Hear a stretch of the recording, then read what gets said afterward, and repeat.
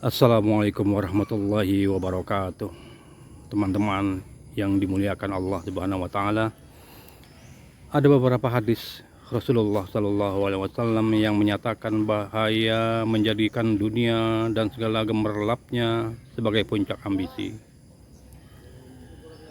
Di antaranya Rasulullah Shallallahu alaihi wasallam pernah bersabda dalam hadis riwayat Ibnu Majah, perbandingan antara dunia dan akhirat bisa diukur dengan seseorang yang mencelupkan jari tangannya ke dalam air laut.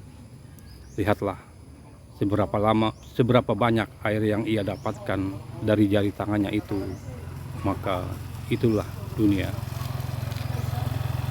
Dunia itu kecil, saudaraku, dibandingkan dengan akhirat. Setetes dunia, setetes air laut adalah dunia, dan lautan samudra adalah akhirat. Itulah perbandingannya.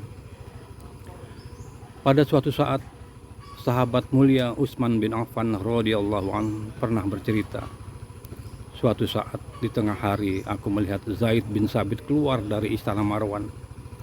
Dalam hati saya bertanya-tanya, ada apakah ia gerangan pada saat seperti ini? Aku yakin pasti ada sesuatu yang penting yang ia bawa. Utsman mendekati Zaid dan langsung bertanya, ada apa gerangan wahai Zaid? Zaid menjawab, aku membawa sesuatu yang aku dengar langsung dari Nabi Shallallahu alaihi wasallam. Utsman bertanya lagi, apa yang Nabi Shallallahu alaihi wasallam sabdakan kepadamu?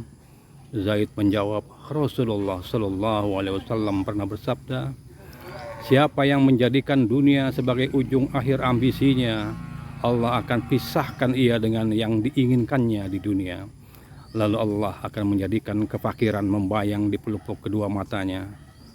Padahal Allah sudah pasti akan memberikan dunia kepada setiap manusia sesuai dengan yang telah ia tetapkan.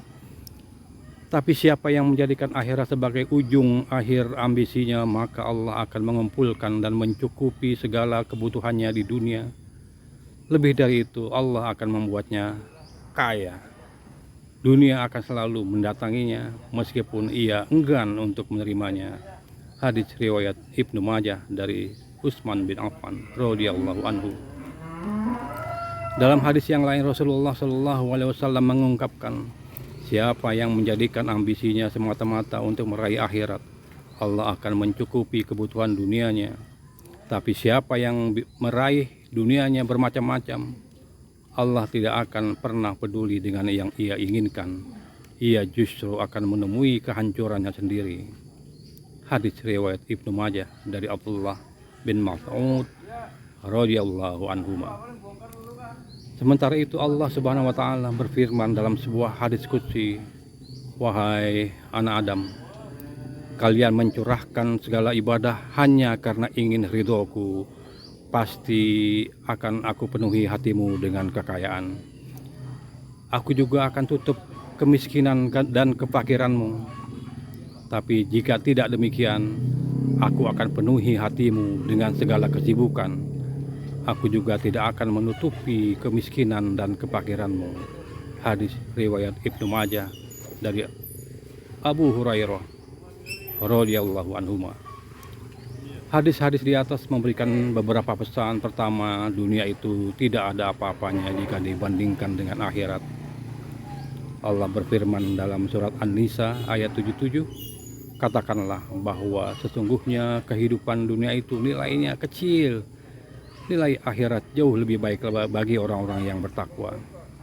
Yang kedua, janganlah menjadikan dunia sebagai ambisi final. Karena dunia sejatinya hanyalah tempat persinggahan sementara. Terminal akhir adalah akhirat. Carilah nilai akhirat yang telah Allah sebarkan dalam kehidupanmu. Tapi jangan lupakan dunia. Berbuat baiklah di dunia sebagaimana Allah telah berbuat baik kepadamu.